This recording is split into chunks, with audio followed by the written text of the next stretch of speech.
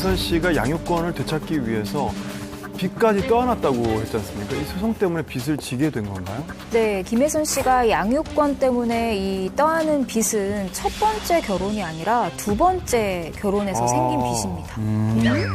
두 번째 결혼이요? 대체 무슨 사연이 있었던 거죠? 김혜선 씨가 이 전 남편과 2003년에 이혼을 했는데 이듬해 7월에 김혜선 씨가 한 중소기업의 모델로 활동을 하고 있었어요. 그런데 그 기업의 대표가 동갑내기 사업가를 소개를 시켜준 거죠. 그래서 그분과 재혼을 하게 됩니다.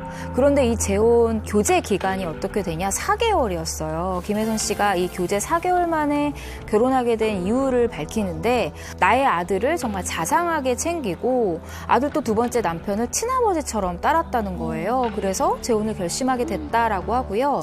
두 사람은 실제로 재혼 1년 만에 예쁜 딸을 출산을 했고요. 행복한 가정을 꾸려 나갔는데 3년 만에 파경을 해서 안타까운 소식을 전했죠. 예. 이게 파경 이유에 대해서 지금 알려진 바에 따르면은 일단 그 두 번째 전 남편이 금전적인 문제가 많았다고 해요. 그래서 이제 사업이 잘 되지 않자 이제 김혜선 씨에게 계속해서 돈을 요구했다고 해요. 심지어 두 번째 전 남편은 방송국 대기실까지 찾아와서 돈을 달라고 요구를 했고 김혜선 씨가 거부하자 흉기를 휘두르면서 달라고 유혹을 했다는 거예요.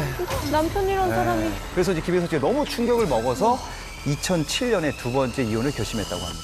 아니 얼굴이 알려진 아내분의 일터에 와서 흉기까지 이렇게 휘두를 정도였으면은 그 이혼 과정이 순조롭지 않았을 것 같은데요. 네, 이혼 과정이. 네, 정확합니다. 사실 김혜선 씨의 두 번째 이혼 과정은 정말로 순탄치 않았습니다. 당시 두 번째 남편이 김혜선 씨에게 양육권 그리고 위자료를 달라라고 요구를 했다고 해요. 위자료를 줘도 시원찮을 판에 그쵸? 요구하다니요. 근데 이 말을 들은 김혜선 씨가 내가 딴 건 몰라도 양육권은 절대 포기할 수 없다라고 이야기를 하니까 남편이 김혜선 씨를 향해서 이렇게 얘기를 했다고 합니다. 딸의 양육권을 갖고 싶으면 내 빚을 갚아. 내 빚을 갚아. 그게 무슨 소리예요? 사실 세상 엄마들은 좀 다 그래요. 무슨 짓을 해서라도 아이는 꼭 지키려고 합니다. 그건 맞아요. 근데 특히 딸의 양육권을 가지려면 빚을 갚으라니. 아니 딸로 이게 뭐 흥정을 한 거잖아요. 대체 빚이 얼마기에 이런 양육권 가지고 그런 흥정을 한 거죠? 당시 두 번째 남편의 빚이 17억이었는데요. 빚이 17억이었는데요.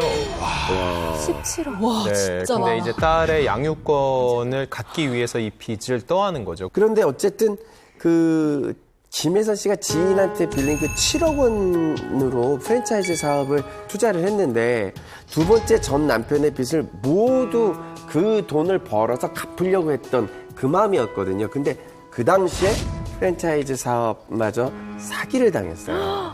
그래서 더 큰 어려움을 겪었다고 전 들었습니다. 그것도요? 네. 그러니까 사기를 또 당한 거예요. 안 좋을 땐 계속 이런 일이 네. 생겨요. 네, 맞습니다. 당시 김혜선 씨가 지인에게 7억 원 정도를 빌려서 이 프랜차이즈 커피숍을 운영을 하려고 했던 거예요.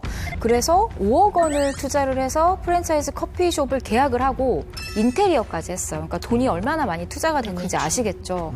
그런데 정말 김혜선 씨의 삶이 순탄치가 않은 것 같아요.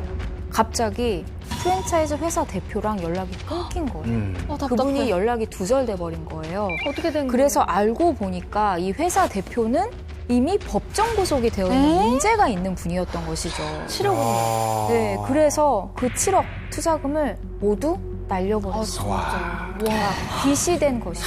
와. 아니 그러면 두 번째 전 남편한테 떠안은 빚이 17억에 그 지인한테 또 따로 빌린 돈이 7억. 7억에.